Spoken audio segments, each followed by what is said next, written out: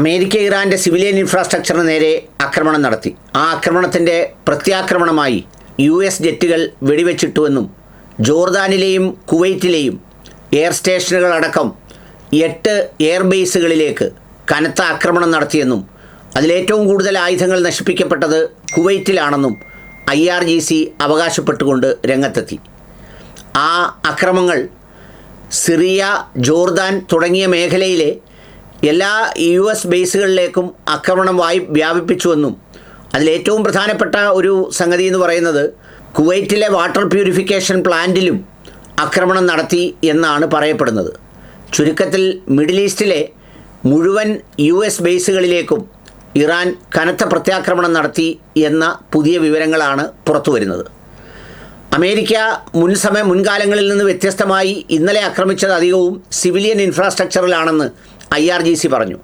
തങ്ങളുടെ പാലങ്ങൾ നശിപ്പിക്കപ്പെട്ടു, റെയിൽ പാളം നശിപ്പിക്കപ്പെട്ടു, അതുപോലെ തന്നെ ചില എനർജി സ്ട്രക്ചേഴ്സിലൊക്കെ ആക്രമണം നടത്തിയെന്നും അതുകൊണ്ട് തന്നെ നിയന്ത്രണ വിധേയമല്ലാത്ത ആക്രമണം ഇനി തങ്ങൾ ആരംഭിക്കുകയാണെന്നും പ്രഖ്യാപിച്ചു.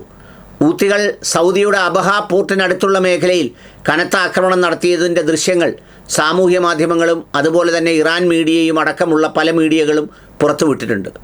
അതോടൊപ്പമാണ് IRGC അവകാശപ്പെട്ടത് തങ്ങൾ Jordan, Syria, Kuwait, Oman, Bahrain തുടങ്ങിയ എല്ലാ സ്റ്റേഷനുകളിലും കനത്ത ആക്രമണം നടത്തിയെന്നും അതിൽ കുവൈറ്റിലാണ് ഏറ്റവും കൂടുതൽ നാശനഷ്ടം വരുത്തിയതെന്നും ജോർദാനിൽ സൂക്ഷിച്ചിരുന്ന ഇറാൻ്റെ അമേരിക്കയുടെ മിസൈലുകൾ അടക്കമുള്ളവ തകർത്തു എന്നുമാണ് ഇറാൻ്റെ അവകാശവാദം.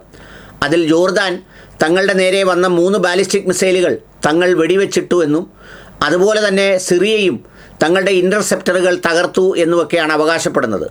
ബഹ്റൈൻ അതുപോലെ തന്നെ എല്ലാം തകർത്തു എന്ന് അവകാശപ്പെട്ടെങ്കിലും അത് പതിക്കുന്നതും സ്ഫോടനമുണ്ടാകുന്നതിൻ്റെയും ദൃശ്യങ്ങൾ ഇറാൻ തന്നെ പുറത്തുവിട്ടിട്ടുണ്ട്. ചുരുക്കത്തിൽ ഗൾഫ് മേഖലയിലെ സംഘർഷം അതിരൂക്ഷമായി മുന്നോട്ട് പോവുകയാണ്. ഒരു വശത്ത് അമേരിക്ക ഇറാൻ സമാധാനത്തിനായി തന്നെ സമീപിച്ചു എന്ന് പറയുകയും മറുവശത്ത് ആക്രമണം തുടരുകയും ചെയ്യുന്നു. ഇറാനാകട്ടെ മറ്റൊരു പ്രസ്താവനകളുമില്ലാതെ പ്രത്യാക്രമണം അതിരൂക്ഷമായ നിലയിലാണ് നടത്തുന്നത്. കൃത്യമായ ആക്രമണത്തിന് സഹായിക്കുന്നത് റഷ്യൻ സംവിധാനമാണെന്നും കഴിഞ്ഞ ദിവസം ഡൂസ്ഡേ വിമാനത്തിൽ എത്തിച്ചേർന്ന സംവിധാനങ്ങൾ ഇറാൻ ഫലപ്രദമായി ഉപയോഗിക്കുന്നു എന്നുമൊക്കെയാണ് അമേരിക്ക പറയുന്നത്.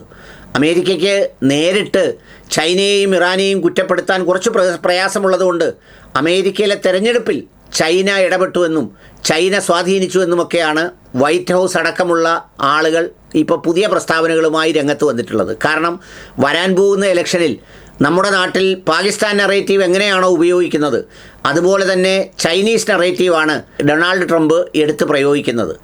ഈ ചൈനീസ് നറേറ്റീവും അതുപോലെ തന്നെ ചൈനയുടെയും റഷ്യയുടെയും സംവിധാനങ്ങൾ തങ്ങൾ തിരിച്ചടിക്കുന്നു എന്ന ഒരു ഖ്യാതി ഉണ്ടാക്കലും ഇറാൻ ആക്രമണത്തിന് പിന്നിലുള്ള ഒരു ലക്ഷ്യമാണെന്നാണ് പറയപ്പെടുന്നത്.